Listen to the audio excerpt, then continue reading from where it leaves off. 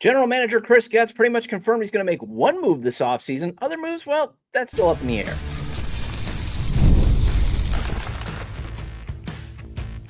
You are Locked On White Sox, your daily Chicago White Sox podcast. Part of the Locked On Podcast Network, your team every day. Hello, I'm your host, Todd Welter, a lifelong Sox fan, a contributor for SouthsideShowdown.com, part of the Fan Side of the Network, and also I've covered Major League Baseball for outlets such as the Associated Press. And thank you for making Locked On White Sox your first listen every day, part of the Locked On Podcast Network, your team every day. General Manager Chris Getz spoke to the media before yesterday's defeat. Let's discuss him pretty much confirming Luis Robert Jr.'s return while not really committing to any other moves being made in the offseason. And then I'll provide reaction to his quotes in the second segment. And finally, going to do a mailbag segment since I didn't get to it on Tuesday. This episode is brought to you by 5 Hour Energy. Enough with boring flavorless caffeine. It's time to give your caffeine a flavor upgrade with 5 Hour Energy shots. Go to www.5hourenergy.com or Amazon today. All right, so Chris Getz provided the strongest statement yet that oft-injured former All-Star center fielder Luis Robert Jr. is returning next year. And in terms of spending, though, well, Getz gave vague answers to what the team will do in the offseason, although not too shocking. I mean, most GMs play things close to the vest. Although it's clear he is betting on the young core working to improve in the offseason, and that's going to be critical for this team to eventually return to being competitive. Because that's the biggest takeaway I got. Those were the three takeaways. Luis Robert Jr. is coming back. Probably not going to spend a ton in the offseason. And the young core has to get better in the offseason. And also, he did compliment Mike Vasil. Now, I want to share the quotes from the perspective of the 5 White Sox beat writers who were there to provide some context to of what they got. So let's start with Vinny Duber, the backup White Sox beat reporter for the Sun-Times. Kyle Williams is normally the main Chicago Sun-Times White Sox beat reporter, but Vinny is kind of their swingman role for both the White Sox and the Cubs. And here's a snippet of what's in today's Chicago Sun-Times. Perhaps the most dramatic looming decision for the front office seems to have been made with Getz going a long way toward confirming that the team will pick up Luis Robert Jr.'s $20 million club option for 2026. That has seemed like the likely outcome since the Sox held on to Robert at the trade deadline and looked even likelier as Robert ratcheted up his offensive production in the season's second half. What's on the verge of turning into a season-ending hamstring injury had the potential to affect the team's decision, but Getz squelched that idea. Quote, "It doesn't really change anything. When he hurt his hamstring, we knew that was a possibility that there might be an injury that hits him or someone else. But Luis has obviously proven that he can be an impactful player, and it doesn't need to just be in the batter's box. He's still in a White Sox uniform. We anticipate him being in a White Sox uniform next year and continuing to strengthen our group up the middle. I expect him to be back," end quote.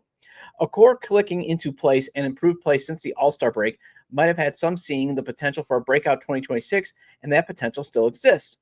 Getz said that he expects pitching prospects Noah Schultz and Hagen Smith to make major league impacts soon, and that it's possible top-ranked prospect Brandon Montgomery could reach the big leagues next season. But the big jump required to take the Sox from the AL's worst record to fighting for a playoff spot will seemingly have to come from those inside the organization, not via big offseason additions from the outside. Quote, "You don't want to set too low of an expectations for a young group. I don't want to limit them by any stretch, but I do think it's important to know that this is still a young, impressionable group that is developing at the major league level. I'm always motivated to improve our club. There's different ways to do it. Most importantly, it's continuing to support these guys in the offseason and get ready for 2026, Getz said," end quote. All right, so I'll get to the reaction in the second segment because I kind of just want to share with you, this is what Getz said. He's kind of preparing for, again, not a heavy lift being done in free agency, as you can tell.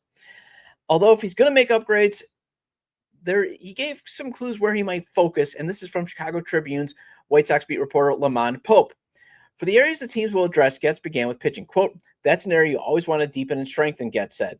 "We've had parts of the year that our bullpen has done really well. There have been some times when it's kind of let us down. You look at some of the one-run losses, 33. Okay, how do we turn those into wins? It's deeper than just having a better bullpen because we know it comes down to scoring runs and preventing runs. But to strengthen the bullpen and deepen the bullpen, knowing how to navigate a 162-game season, it takes more than a 13-man pitching staff and an 8-man bullpen. It's continuing to build depth and finding ways to strengthen it." Getz then shifted to the defense. Quote, look at the defensive play across the diamond. There are areas that you feel good about, but we also need to tighten our defense and get a little bit more detail just to go out there and take away some hits that could prevent some runs, end quote, Getz said. Now, in terms of the defense that he was talking about, TV play-by-play man John Triffin, he provided during yesterday's broadcast some added context on the defense of where they're looking for an upgrade, and specifically, they want Lenyn Sosa to work on his defense in the offseason. And then here's what MLB.com's White Sox beat reporter Scott Merkin shared, and it's basically he shares the quote that I want to actually share is the quote that they are still maybe going to potentially look to supplement the young core in free agency. Quote, you've got to have an understanding of what the free agent market is, Getz said. Obviously, what other clubs are trying to accomplish in regards to working out a trade to help out each club, so time will tell. You need to kind of get a sense of how quickly the market is going to move. More than anything, you look at the free agent market, you look at the pitching and the hitting, and what we feel like can be a fit here. It's a little too early to predict how everything will play out. I think all the areas of the teams can be improved, end quote. One question for Getz centered on adding pieces more significant than the White Sox did this past offseason. Of course, they were coming off 121 losses at that point and still in the nascent stages of their rebuild. It also could be argued any player acquired in free agency or trade who helps the team should be considered significant. Quote, our primary focus is certainly making sure these guys close out the year strongly, have an excellent offseason, and get ready to go in spring training. We'll look at the free agent market. If it makes sense when we match up, then we'll go ahead and do that, Getz said. What's really going to drive this are the players that are currently in our uniform. If there are opportunities to supplement this group and continue to drive this forward, we're going to go ahead, end quote. Sports Illustrated's Jack Ankeny. Now, he shared this quote and insight. Getz also allowed under-the-radar breakout seasons from Rule 5 draft picks like Mike Vassell and All-Star Sage Smith, who are second and third among AL rookie pitchers in WAR. Quote, looking back, if you would have told me that we were going to come up here and do what they have done and shown that fight that they have had, Getz said, I would have been happy, end quote. Add steps forward from Miguel Vargas and Lenyn Sosa, plus contributions from veterans, and the White Sox have put together a solid 25-30 record post-All-Star break. 25-30 record post-All-Star break, including an ongoing 5-game losing streak. It's now up to 6 after a 9-2 stretch. Quote, we feel good about what they are able to accomplish in the second half, considering how they performed in the past, quote, end quote, Getz said. Quote again, talking about wins and losses is not something that we often focus on because it is really about winning the game that's in front of you. But what we saw in the second half, I think is real. I do. So it's our job to support it and maintain that and continue to take steps forward, end quote. All right, then I like how James Fegan, the SoxMachine.com beat reporter, how he kind of just wraps everything up in the first 2 paragraphs of what he's got out on SoxMachine.com. And again, subscribe to the Chicago Tribune, subscribe to the Chicago Sun-Times if you can, and subscribe to SoxMachine.com. Support some local journalism here. And I'm just sharing some nuggets and snippets here.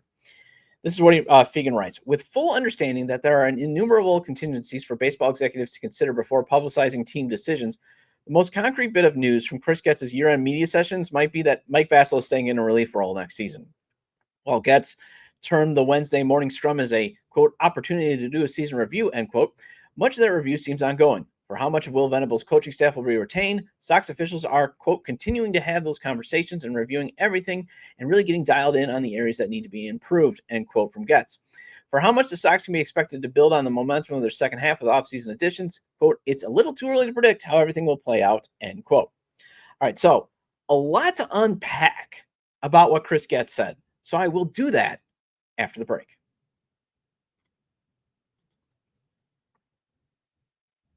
Caffeine just got a flavor upgrade. 5-Hour Energy shots deliver tasty caffeine in 17 bold flavors. Each 2-ounce shots packs the caffeine of a premium 12-ounce cup of coffee, plus B vitamins and nutrients with 0 sugar and 0 crashes. And what I love most is how portable they are. Big taste, tiny shot, and you can take it anywhere and you get that boost when you need it. And I know I need to cut down my coffee and pop intake. So you best believe I'm going to be switching to 5-Hour Energy shots because of how fast it kicks in and that it's sugar-free, so I don't have to worry about crashing later. Enough with boring, flavorless caffeine. It's time to give your caffeine a flavor upgrade with 5-Hour Energy shots. Get the favorites you love and be bold and try something new in store and online at www.5hourenergy.com or Amazon today.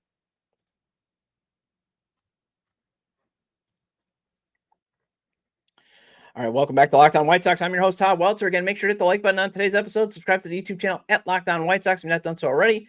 And also make sure to turn the notifications on. If you can't catch the show on YouTube, you can get the audio version of the show on places such as Apple or Spotify. So make sure to follow or subscribe wherever you get your podcasts. Either way, get your 30-minute fix of Chicago White Sox baseball venting with me and maybe some hope. All right, so circling back to everything that I shared with in the first segment, and hopefully you're still with me, because I kind of wanted to present the case of, okay, here's what your general manager is telling you. And like it or not, Chris Getz is the White Sox general manager. So I just want to lay it out there. Here's the reaction in terms of Luis Robert Jr. I have, and I've done episodes on it, I've come around to the team needs a center fielder for next season, and one that can especially play elite defense that Luis Robert Jr. still can. I'm not thrilled that he's going to get a $5 million raise because he had an overall subpar production at the plate. I mean, again, he was good on the base paths when he got on base, which wasn't a ton. Still an elite defender who can cover a ton of ground in the outfield. Still has a little bit of pop, and he can crush left-handers. That's normally like Adam Engel. So I'm not exactly thrilled to pay him $20 million, but again, it's not my money. And Fangraphs, I mean, it's an overpay, but Fangraphs, I think their production to value calculated formula had him around $11 million in terms of the market. So he was still going to get a double-digit salary. And again, they have hardly any payroll commitments next season. So fine. If you want to bring him back to protect his trade asset status, okay. And remember, it's now two ships passing in the night. He's only got, he's got this year's club, the club option for next year and another club option. And that's it. He's a free agent. And he's represented by Scott Boras. Although I've even made the case, like, I would actually be fine if they gave, Robert an extension, like 3 years, say $45 million or $50 million, to basically say, look, your client clearly can only play about 100 to 110 games. He's up and down, very inconsistent at the plate. He can do a lot of other things, but most teams, once he gets to the market, especially when he gets to the market at 29, they might not be paying him $20 million. But relative to us, we need a center fielder who can cover some field, cover some ground, steal us some bases, maybe hit us 15 to 20 homers, because I'm not ever confident that he'll ever hit 38 homers again. But that's value to us. And we've already paid him $15 million. Let's keep it at $15 million. We'll add an extra year because let's have him take us through 2028 or 2029 when the team's ready to be competitive. And then he'll be, 30, 31. And then he can just say bye-bye, because hopefully you'll have drafted his replacement by then. But the one thing I don't want to do is I just don't want to relive another trade deadline where he's probably hitting 220 and 14 home runs, and Chris Getz, and we're all saying, well, we shouldn't accept pennies on the dollar, and Chris Getz is still, chasing this white whale trade package that just doesn't exist. At some point, I think, and if I'm wrong, great. That means he's producing like he did in the second half, and he's raking, and it's awesome, and he's an all-star. Then yes, go try to get that major trade package, because again, they're just now passing. So I don't see Scott Boras saying, realizing, yeah, maybe I should take advantage of the one team that he still has a ton of value to, which is the White Sox. So yes, you can leverage that for, prospects and that. I'm fine with that, but I just don't see it happening. It's just we haven't seen a consistent good version of Luis Robert Jr. We just see this potential 2023. And other teams are clearly saying oft-injured, inconsistent, rental. I'm not giving you basically the Garrett Crochet trade package, that type of stuff. Now, I did like how Getz acknowledged the bullpen needs upgrades, basically acknowledging, hey, we need to get some pitching depth. We need to get better, obviously, to make sure we can get consistent outs, that type of stuff. But when he mentioned the defense, I get a little nervous. We're being set up for a 2024 offseason. And I also kept hearing supplement the core, but with the dancing around of, well, we got to look at the market. I get the feeling it will be a repeat of the 2025 offseason, because the thing I did not hear anything at all, and maybe it was just not shared or overlooked by 5 beat reporters, but the one thing I didn't see anywhere at all was, what's the budget going to be? And I don't need an exact number right now, but as owner Jerry Reinsdorf at least given a ballpark number, because that's all that matters. This is where Jerry actually has an impact, because he's going to set the budget. He's going to tell Chris Getz, here's how much I'm willing to spend. Here's how much the business can support. And then here's how much I'm willing to kick in myself or my partners. And I do keep seeing a lot of assumptions that, well, the payroll this year was around 75 to 80 million. And we once spent, 200 million, that type of stuff. And there's only 37 million on the books, once they exercise Robert Jr.'s option. So they can spend more money, especially, maybe 100 million. But I'm just here to bring up the CHSN rollout was a debacle. They weren't on Comcast until later in the year, and they're at the highest tier package. So how much revenue are they drawing in? Because again, television revenue, the local TV deal, the national TV deal, sponsorships, that type of stuff. And corporate suites. That's the stuff that goes into the player payroll. And, I think baseball is getting to the point where they are kind of relying on their gate too to supplement. You don't want that. You want to, again, be like the NBA or the NFL, but the gates are lower. So how much is that going to play into a role of how much Jerry will authorize? Because remember, Jerry is still in charge, not Justin Ishbia. Justin Ishbia is right now paying down the debt. So when he eventually does buy the team in 2029, he's got basically a clear balance sheet. So does Jerry and Getz look at this young emerging core and go, well, it's cheaper to just try to get better through offseason work and have another offseason of Austin Slater being our top free agent target? Because that was 2025. Austin Slater literally said that. I did a show on it. Although, sidebar, Getz is still going to have to make some minor moves too. I know I had Barstool's White Sox Dave Williams on the show on Tuesday. We were talking about, hey, it would be great to have Schwarber and Alonso, but they're still going to have to make minor moves. So I wouldn't be opposed to actually bringing back Slater in the offseason, as he did his role well, hit left-handed pitching, and got a decent pitching prospect in return in a trade with the Yankees. Okay, sidebar over. But, what is making me think it's like he's setting us up for 2024 when, well, we're gonna focus on run prevention because that's what we can afford. I don't want another offseason of Nicky Lopez and Paul DeYoung because we saw what happened. Now, I am willing to make an exception for spending some money on the bullpen, because my rule is I never want to see them spend that much money again until Justin Ishbia takes over and hopefully gives a blank check all the time. But for the next 3 years, I never want to see that money. That was my rule for Jerry Reinsdorf owning the team because, again, he limits the money. But I have no problem if they sign some bullpen arms to one-year deals to, again, help win maybe some of these one games that you're in. But I would rather the focus be on get power rather than defense.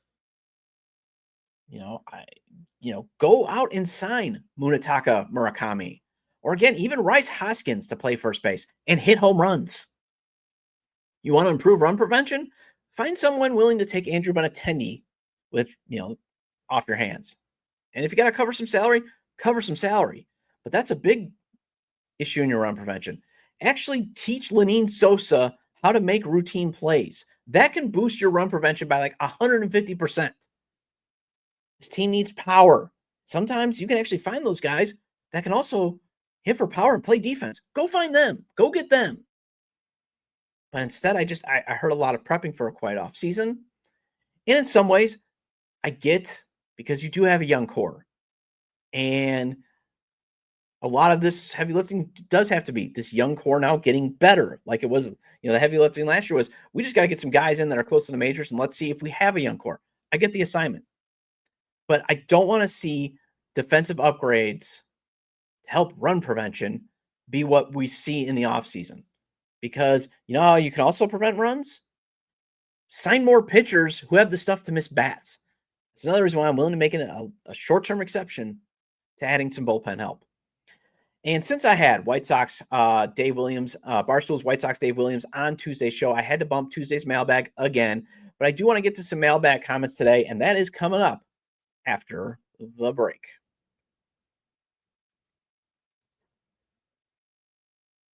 Most people can't name all their financial accounts or even what they're worth, whether it's 401ks, properties, or investments. And when you don't have the full picture, you can end up leaving money on the table. And that's why there's Monarch Money. It's an all-in-one personal finance tool that brings your entire financial life together in one clean, easy-to-use interface on your laptop or your phone. Monarch is built for people with busy lives. If you've put off organizing your finances, Monarch is for you. Monarch does the heavy lifting for you. You can link all your accounts in minutes, see clear visuals, get smart categorization of your spending, and finally feel in control of your money without ever touching a spreadsheet. And I love using Monarch Money to monitor my 401k and Roth IRA. As you know, I would like to retire before I turn, say, 70. And my wife loves using Monarch Money because it's making the budget so easy and less stressful to do. Don't let financial opportunities slip through the cracks. Use code LOCKEDONMLB at monarchmoney.com in your browser for half off your first year. That's 50% off your first year at monarchmoney.com with code LOCKEDONMLB.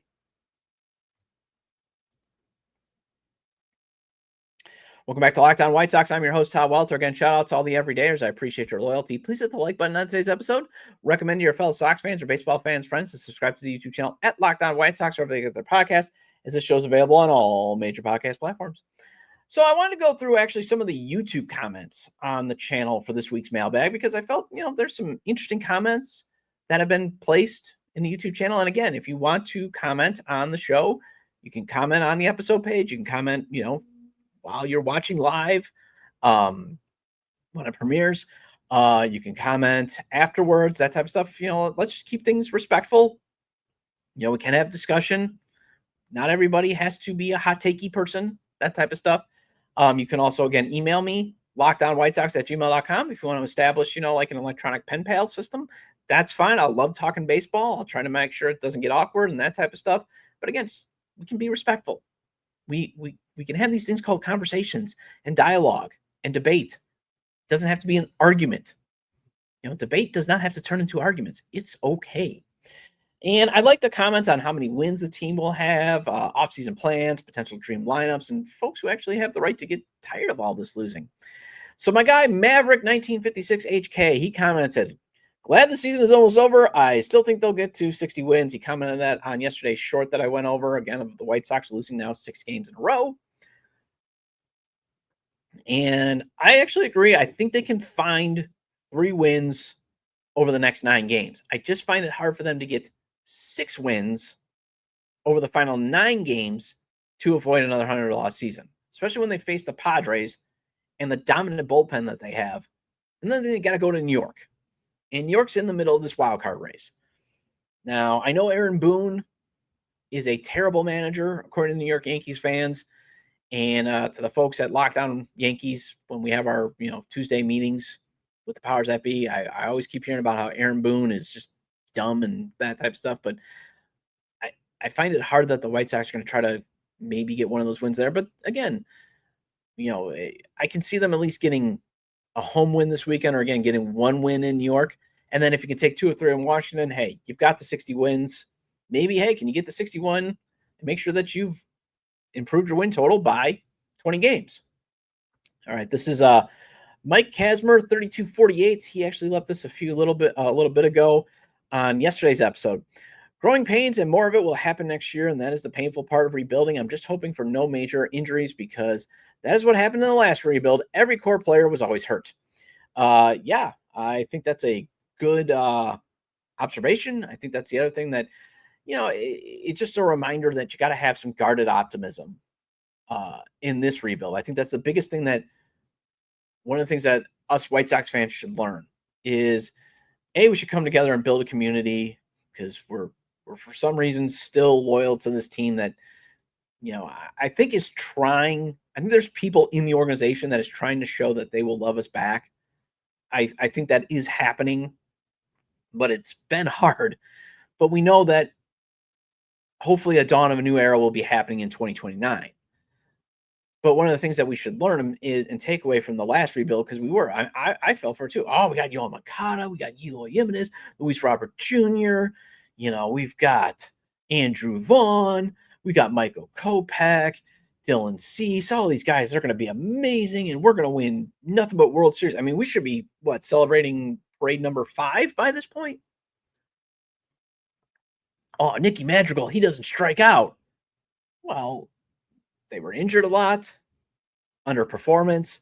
So there's nothing wrong with, again, being excited about like Caleb Bonner winning the MVP in low A in the league that he was at. But it's still just maybe being more patient, realizing this is not, these guys sometimes just don't pan out. There's regression, there's that type of stuff. And there's injuries, and injuries can always get in the way. And we saw it this year with Hagen Smith and Noah Schultz. Their seasons were riddled with injuries, and they weren't as dominant. Especially Schultz, he wasn't as dominant as he was last year and fell down the rankings. So one thing, though, I think can help maybe keep some of these players healthy is figure out what motivates them. And if it's money, don't pay them. Don't give them extensions. Like what was rumored to have happened with Yohan Moncada and Eloy Jimenez. They just stopped really working hard and taking care of themselves once they got their money. All right, this is at Chai Billy OB commented, I want to see UCLA Rock hit in between Teal and Colson. And that is Rock Cholowoski. I probably butchered his name. I got to remember that name because that is potentially the number one prospect in next year's draft. And I say potentially because, again, things change, different production happens, all that stuff.